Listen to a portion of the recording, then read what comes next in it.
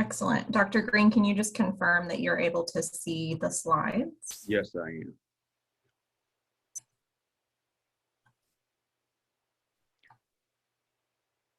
Everything All right, I'm ready whenever you are. Okay, hello and welcome to the 2021 Mary Ann Devaney Sauls Writing Contest Award Ceremony. I'm Dr. John Green.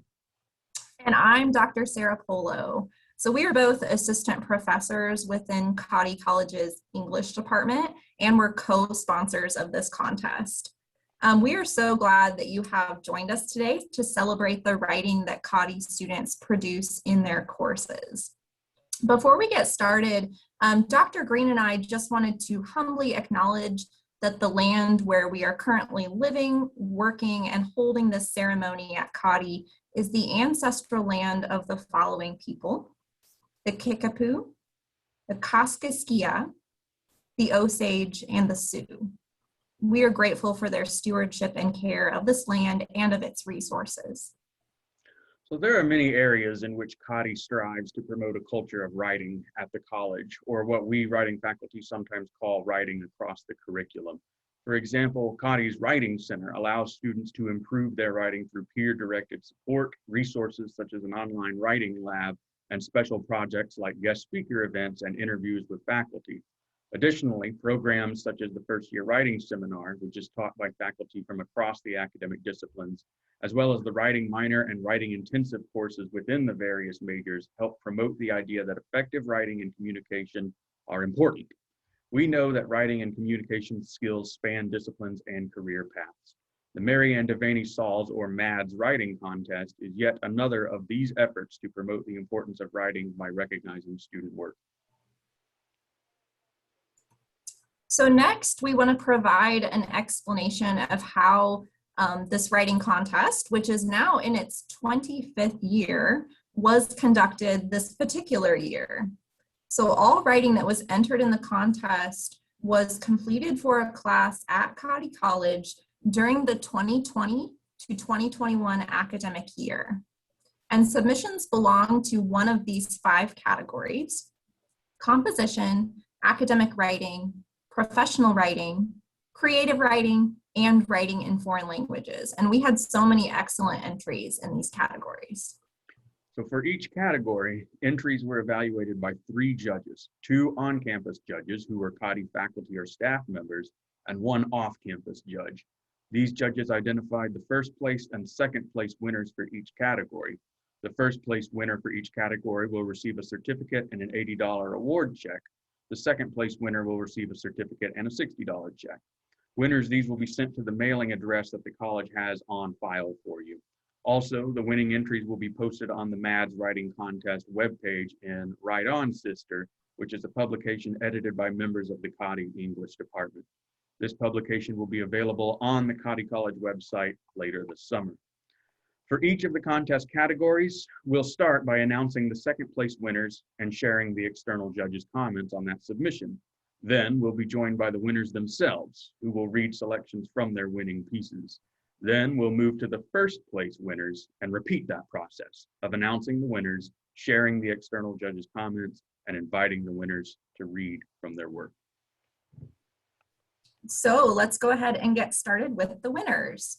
So we're going to start with the composition category, which includes projects for FWS 101, which is the first year writing seminar, and Writing 102, which is college writing. So these are the 2 first year general education writing courses at Cottey. So the second place winner for this category is Eden Weatherall with her project titled This I Believe Essay.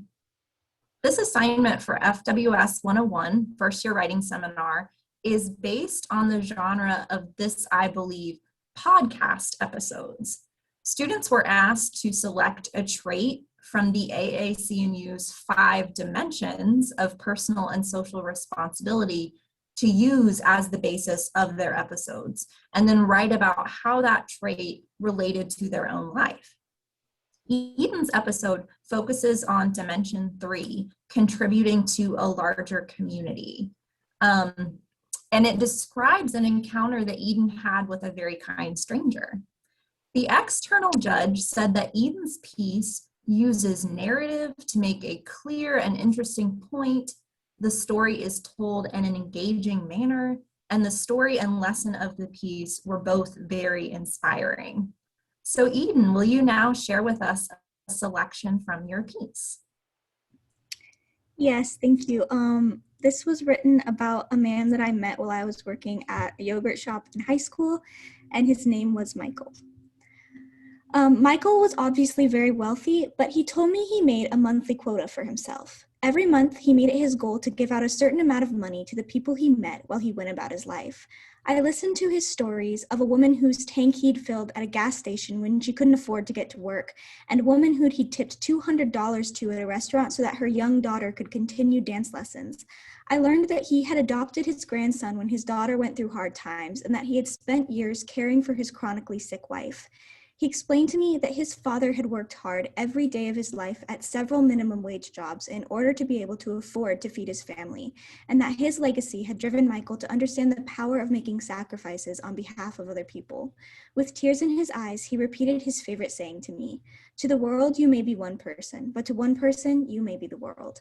At the end of the conversation, both of us were crying. Even though he had been a stranger when he first walked in, we parted with a hug, and he encouraged me to remember that life is good.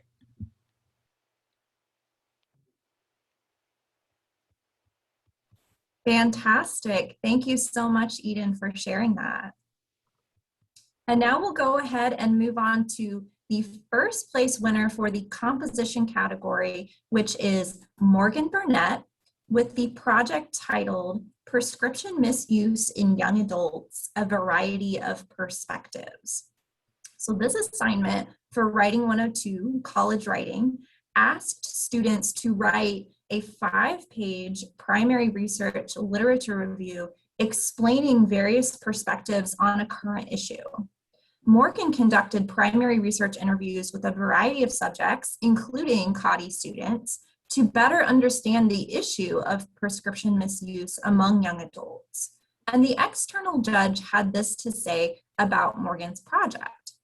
The author did a good job using interviews to research a problem that affected the local community and used organization and transitions expertly to use those interviews to create a research synthesis on the topic that developed multiple viewpoints and perspectives about drug abuse among adolescents. So let's now hear from Morgan. Hello, give me just one second.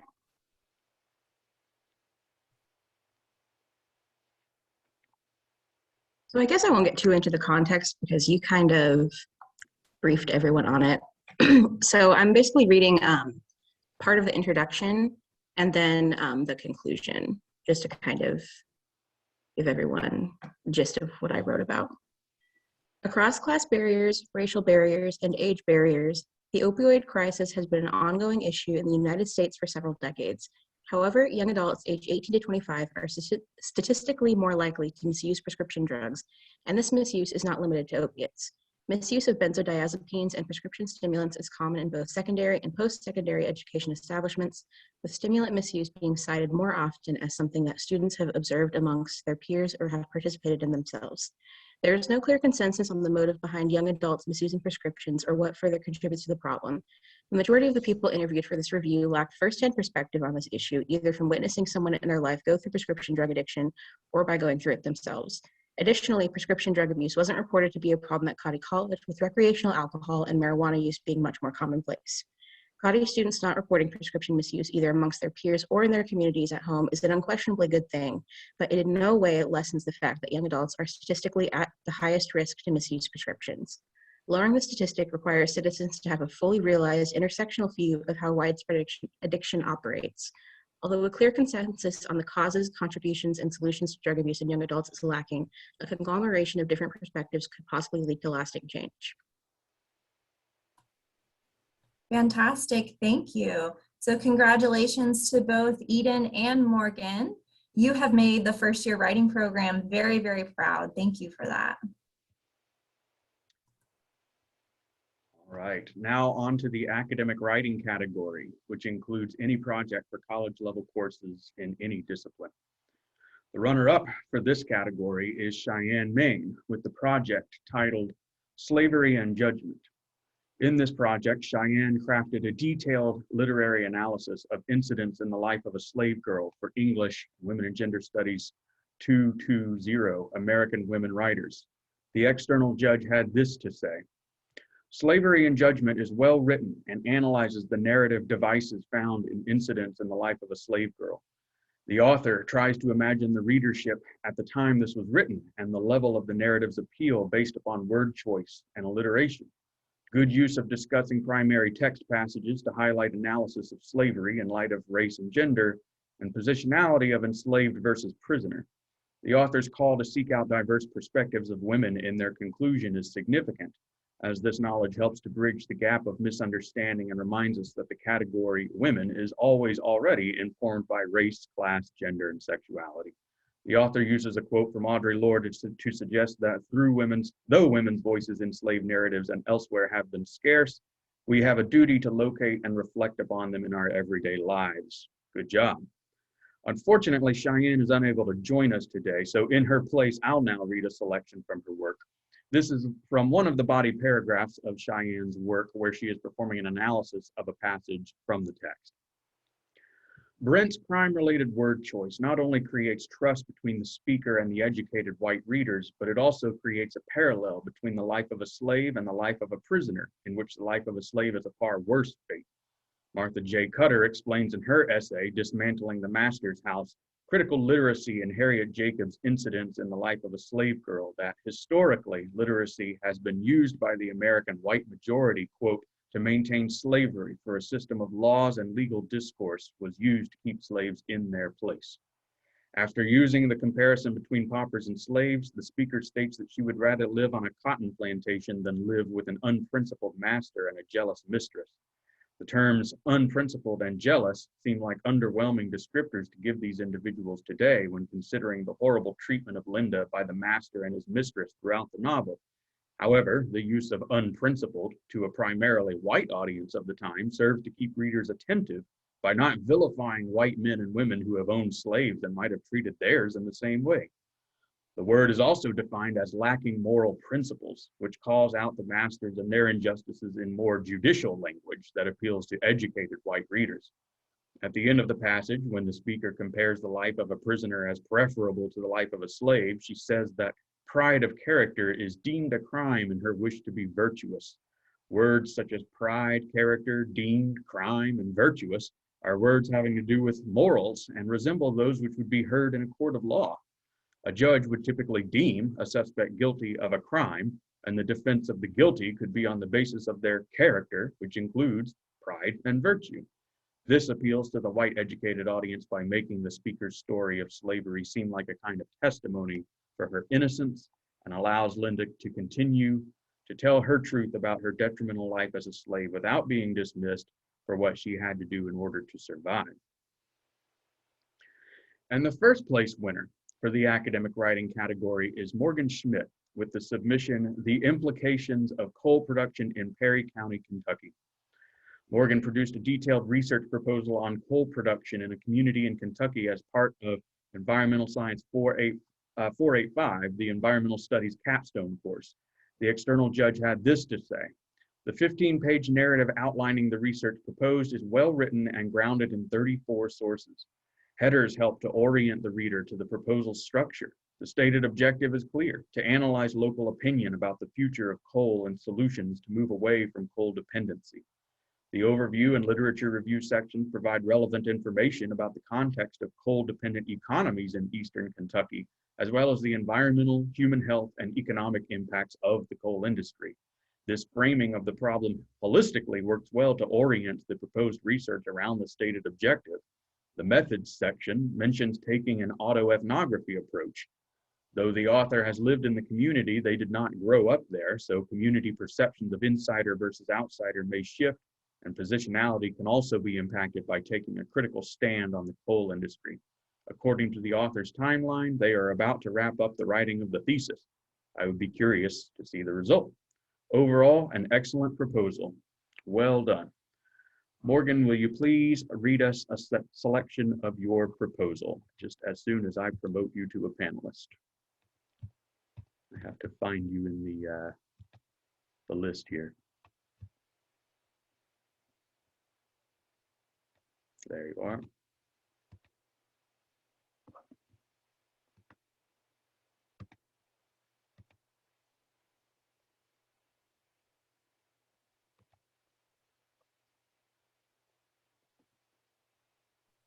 Thank you for that. Hold on.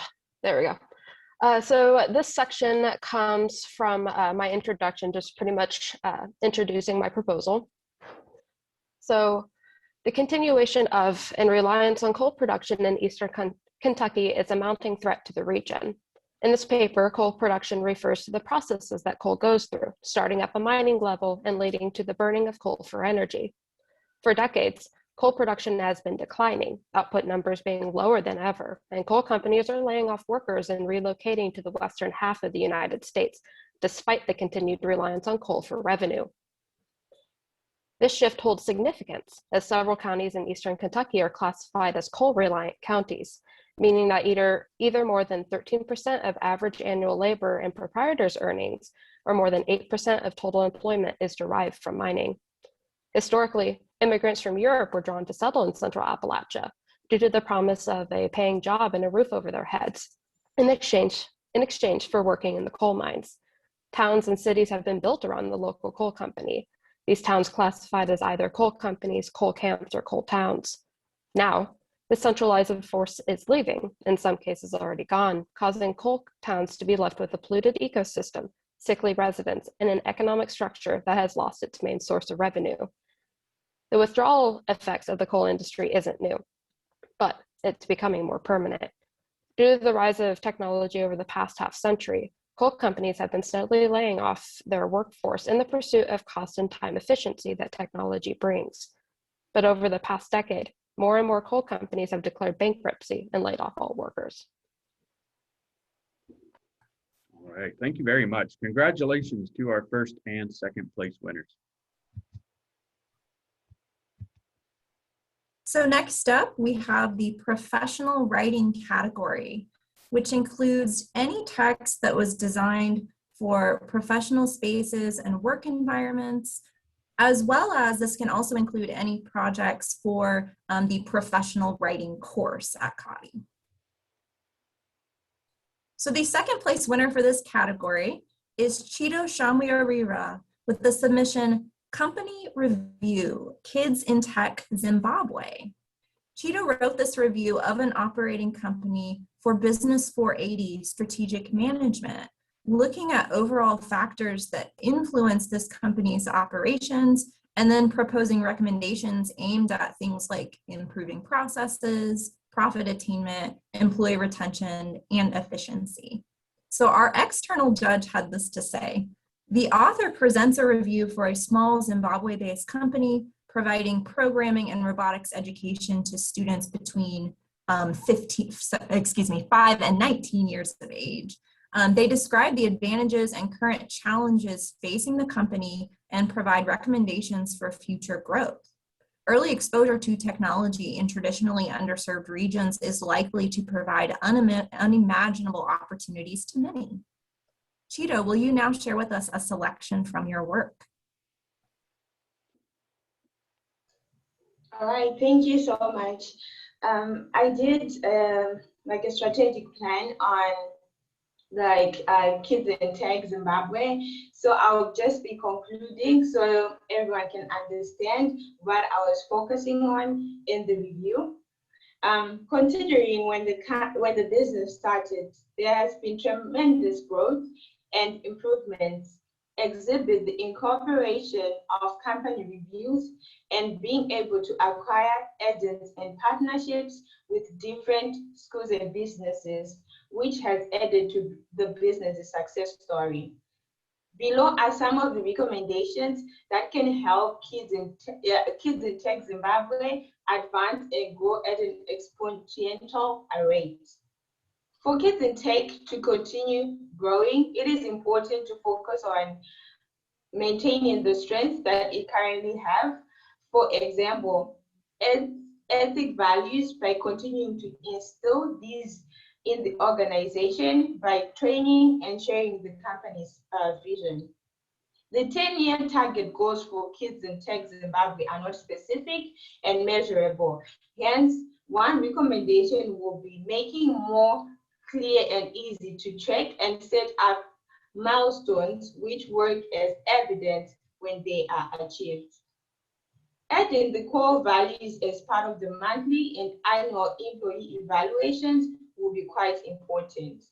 The creation of videos, forms, and lists of procedures on specific job positions and as an introduction to the company as a whole will be necessary to reduce the time spent when training new recruits. Establishing weekly follow-up meetings with the head of departments to increase accountability and efficiency will be necessary. Thank you so much. And thank you, Cheeto. Excellent. So now we'll go ahead and announce the first place winner for the professional writing category, and that is Julia Gooch with Project 1, Common Genres of Professional Communication. So as part of Writing 292, Professional Writing, Julia studied and then produced the genres of emails, memos, and letters in response to specific workplace situations. The external judge described Julia's work as follows. Clear and concise written communication is vitally important in our fast-paced world. The author wrote an email, a memo, and a letter to shareholders. They strike a nice balance between the formal communication styles of the past and the less formal styles of today. The information is conveyed in such a way as to avoid any misunderstandings. The mention of recent public events is much appreciated. So Julia is actually unable to join us for today's ceremony, so I will now read a piece of the submission for our audience. So this is a selection from Julia's reflection that accompanied her project, where she explained the composing choices that she made. And here she is specifically speaking about the letter that she crafted for a specific situation within the Colorado Bond Shares Company.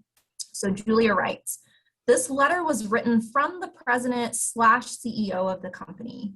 At Colorado Bond Shares, letters to specific shareholders contain very specific and private information, so I decided to use a scenario that would benefit all shareholders.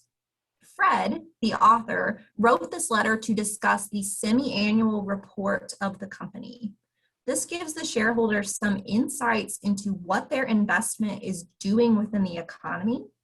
I decided to incorporate the eventfulness that has been 2020 and make the letter more situational based.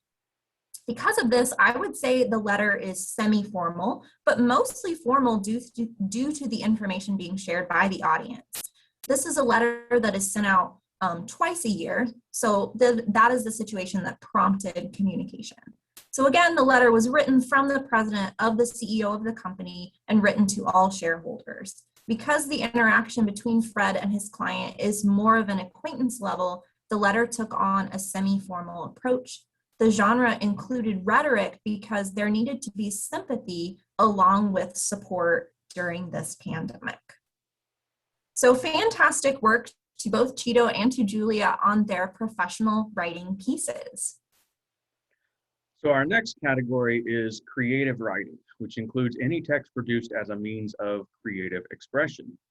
The second place winner in creative writing is Eden Weatherall with the submission titled The Ones You Never Knew, a story about extinction.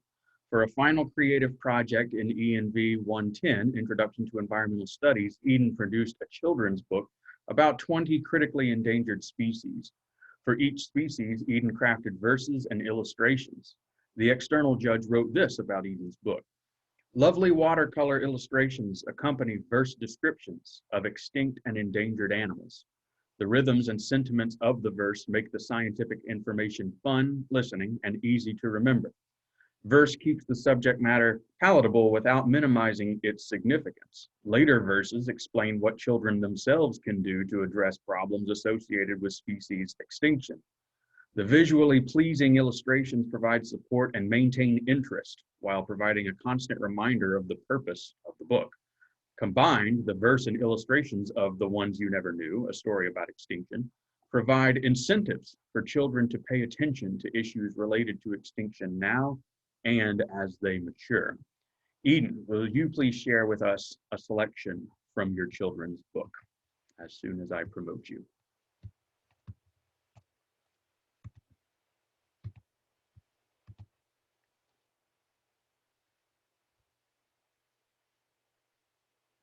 Thank you.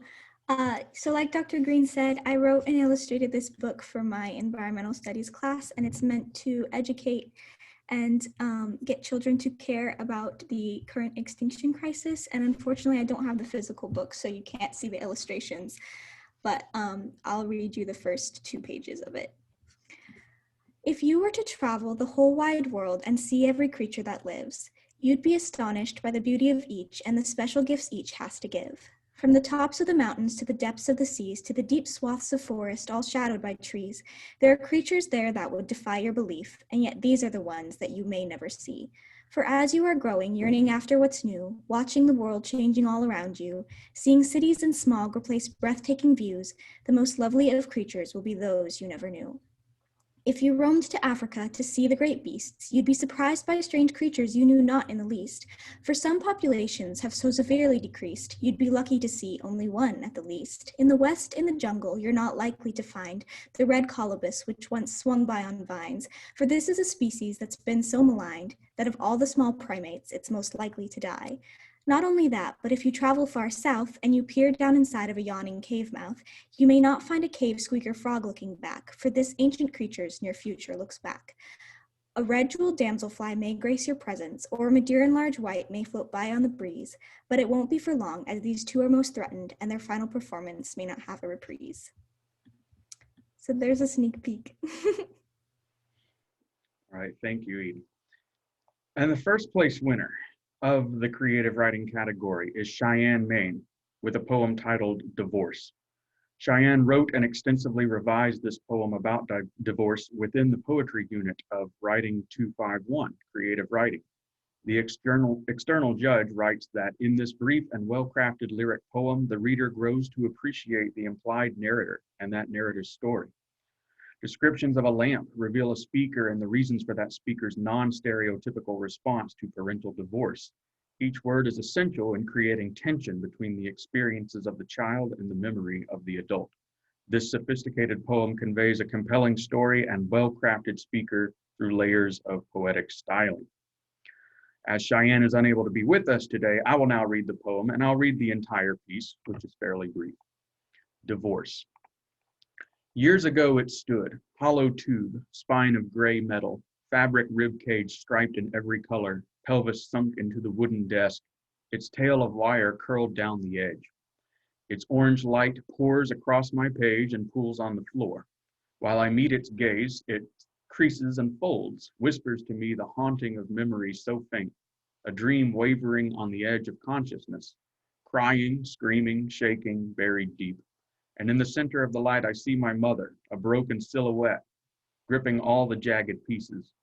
She says the word every kid dreads, but I wished for on stars and stray eyelashes like others wish for money or love.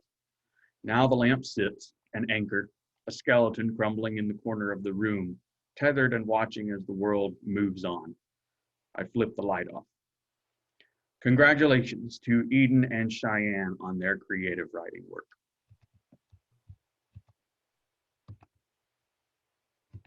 This brings us to the final contest category, which is writing in foreign languages. So for this category, students were able to submit any piece that they composed for a course in which the student wrote in a language that is not their home or native language. And we received submissions in 2 subcategories, English and Spanish.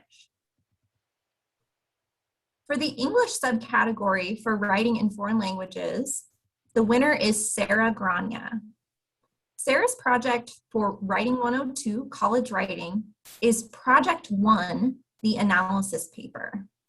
In this paper, Sarah carefully analyzes two texts, a scholarly article and an infographic, to explore issues such as genre, audience, and rhetoric, answering the overarching question, why are texts written the ways they are? The judge had this to say about Sarah's piece. This paper does an excellent job addressing the three big questions of rhetorical analysis. What is the text doing? Why is it doing it? And how is the audience likely to respond? The author of this paper provides plenty of textual evidence and examples to explain not just what rhetorical moves the texts are making, but why they make different rhetorical moves in the first place.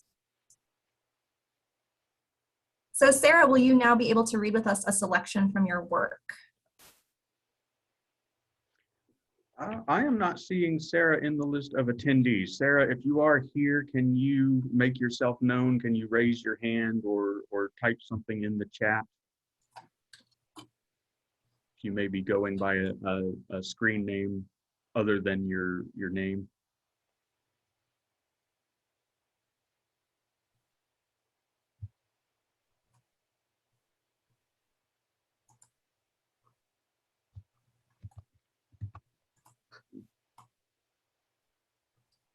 Okay, Sarah may not be with us. Got it. So really quickly, because I definitely want us to be, we definitely want to be able to hear a selection from Sarah's piece. I'm actually pulling it up right now, so bear with me for just a second. And Sarah, if you are here as an attendee, just like I said, use the raise hand feature or type something in the chat so I know which account to promote to a panelist.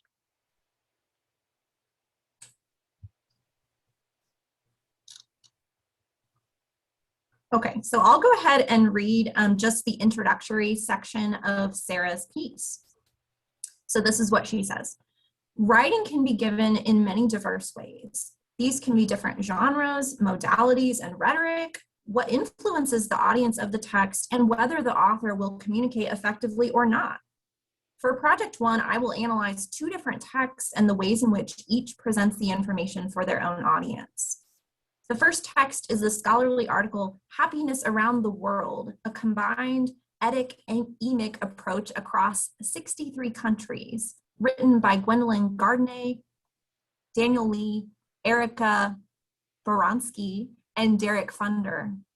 Throughout this academic article, the authors present two different studies made to ensure happiness in 63 countries. They discuss the results of both studies to compare how these measure happiness and their accuracy. And the second text I will analyze for this project is the South American region infographic found in the online article, Visualizing the Happiest Country on Every Continent by Imam Ghosh. This infographic informs about happiness levels in South American countries by displaying this region's map. The image indicates a happiness level number for each country, highlighting the lowest, highest, and average number in this region. Although both the scholarly article and the infographic tackle statistics of happiness within countries, the texts express these facts in different ways. They do this by using different genres, modalities, and rhetoric, and so reaching different audiences, helping the scholarly article to be professional and the infographic to be more casual. So thank you for bearing with me as I was quickly having to pull that up. So congratulations to Sarah for that work. And the winner of the Spanish subcategory of the Writing in Foreign Languages category, and our final awardee of this ceremony is Erica Little for the submission titled La disputa en torno a los médicos cubanos y su impacto en la respuesta a COVID en América Latina. Erica researched and wrote this short essay about a health-related issue present in Latin America, specifically the COVID-19 pandemic, for Spanish 220 Medical Spanish. The judge of the submission writes that This is a well-written report using simple language, but presented in a clear and engaging manner. The student demonstrates a good understanding of the Spanish language grammar, in particular tenses, and the flawless use of spelling and punctuation. Erica, will you please share with us a segment from your report? Okay, thank you. I've chosen to read part of the introductory paragraph of my paper. Los médicos de Cuba son famosos alrededor del mundo, como el programa médico de Cuba tiene una larga trayectoria en el envío de asistencia médica al exterior. Han recibido elogios internacionales por su ayuda después del terremoto de Haití de 2010 y durante la crisis de Ebola en África Occidental en 2014. Sin embargo, el programa no está exento de controversias y la Corte Penal Internacional y el Consejo de Derechos Humanos de la ONU están investigando violaciones de derechos humanos contra médicos cubanos por parte de su propio gobierno, por cita, esclavitud y corrupción. So translated, this reads, Cuban doctors are famous around the world as the Cuban medical program has a long history in sending medical assistance abroad. They've received international praise for their help after the 2010 Haiti earthquake and during the Ebola crisis in West Africa in 2014. However, the program is not without controversy, and the International Criminal Court and the UN Human Rights Council are investigating human rights violations against Cuban doctors by their own government for, quote, slavery and corruption. Thank you very much, Erica. So congratulations to Sarah and Erica for your winning writing in foreign languages pieces. And thank you to all students who submitted their writing for consideration. We had a group of very phenomenal entries, and making decisions about the winners was definitely a challenging task for our judges. We highly encourage all continuing Cottey students to submit their new work to next year's writing contest. And we hope to perhaps be able to hold next year's ceremony in person. And speaking of judges, we want to thank the judges for this year's writing contest. These include the following individuals: Dr. Kathy Pivac, Dr. Jan Weitzel, Dr. Andrilla Roy, Dr. Julie Teets, Dr. John Green, Dr. Sarah Polo, Dr. Tricia Stubblefield, Dr. Jorge Diocese, Dr. Julie Perino, Dr. Ann Reed, Professor Donna Linharth, and Dr. Russelyn Andrews. We definitely could not conduct the contest without the labor of these individuals, so thank you. And finally, we just want to invite everyone watching to actually read the winning contest submissions. Some of these were very visual in nature, so you can actually get to see them all put together. So again, these will be published in the Department of English's publication titled Right On, Sister, later this summer, and it'll be available on the contest page of the Cottey College website. Thank you to everyone for joining us today. Yes, thank you. Happy graduation weekend and have a great summer.